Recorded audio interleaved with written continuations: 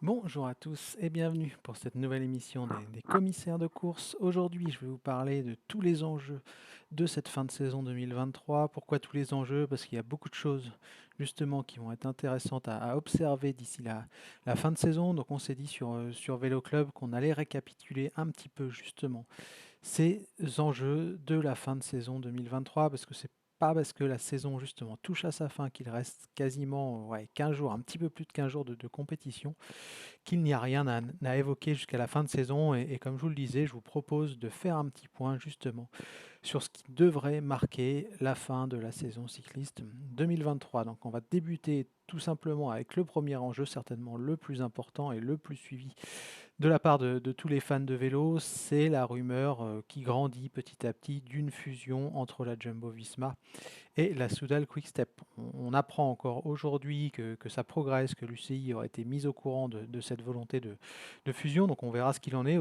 Ça va être le feuilleton, je pense, de la fin de saison. Au fur et à mesure des différentes journées, on devrait avoir des informations complémentaires qui vont dans un sens ou dans l'autre, on verra bien.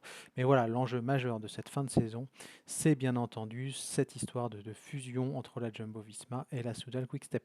Ce qui découle de ça, forcément, c'est le front du marché des transferts, le mercato, puisque cette fusion, tout simplement, ou cette potentielle fusion, elle bloque complètement depuis quelques semaines le marché des transferts. Ça fait même un mois et demi quasiment que le marché est bloqué parce que tout le monde est dans l'incertitude par rapport à cette fusion et qu'on ne sait pas vraiment ce qui va se passer. On a des gars comme Florian Sénéchal, par exemple, qui sont toujours pas recasés. Il y a des Tobias Foss, bref, des coureurs quand même majeurs du peloton qui n'ont toujours pas trouvé officiellement chaussures à leurs pieds.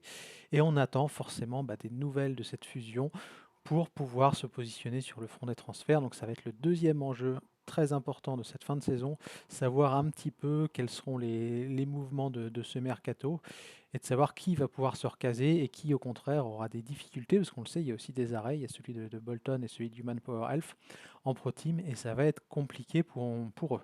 Un autre enjeu de cette fin de saison, ça va être un petit peu, comment dirais-je, la valse des équipementiers, c'est un peu le nom que je dirais à cet aspect, parce qu'on sait que toujours sur cette fusion, désolé d'y revenir, on a Cervelo d'un côté pour la Jumbo, Spé pour la Quick-Step, donc forcément il va falloir choisir. On sait que du côté de la Groupama FDJ, eh bien, on n'aura plus la pierre l'an prochain. Donc, qui va équiper la formation de Marc Madio? Est-ce que ça sera Villiers? Est-ce que ce sera quelqu'un d'autre? On sait qu'il y a trois potentiels candidats pour la reprise de l'équipementier chez Total Energy. NV, Ridley et KTM. Visiblement, c'est NV qui tient la corde, mais on verra ce qu'il en est. Tant que tout n'est pas signé et officialisé, forcément, il y a toujours une partie d'incertitude. Donc, incertitude sur l'équipementier Jumbo Soudal Quickstep, chez Lapierre pour la Groupama FDJ, et enfin chez Total Energy, donc côté toujours français. Et le dernier, forcément enjeu de cette fin de saison, celui-là il est purement sportif, parce que c'est très serré, vous le savez, en pro team, entre une OX d'un côté et, comment dirais-je, Total Energy de l'autre. Il y a un petit peu moins de 300 points d'écart, il reste 19, 20 jours de course pour être très précis d'ici la fin de saison. Donc un exploit est encore possible. Est-ce que Total va réussir à reprendre une OX et à bénéficier des invitations l'an prochain sur les épreuves du calendrier World Tour, hors des grands tours bien entendu. Donc on verra ce qu'il en est. Mais voilà, pour récapituler et résumer la situation, quatre enjeux majeurs: la fusion Jumbo-Soudal Quick-Step, la troisième place en Pro Team entre UnoX et Total Energy, la valse des équipementiers au plus haut niveau, et enfin le marché des transferts qui va se décoincer forcément à un moment. Donc j'espère que cette pastille vous a plu. On va poursuivre forcément au fur et à mesure des jours nos petites enquêtes, savoir un petit peu ce qui se passe, connaître les évolutions du marché sur ces différents points.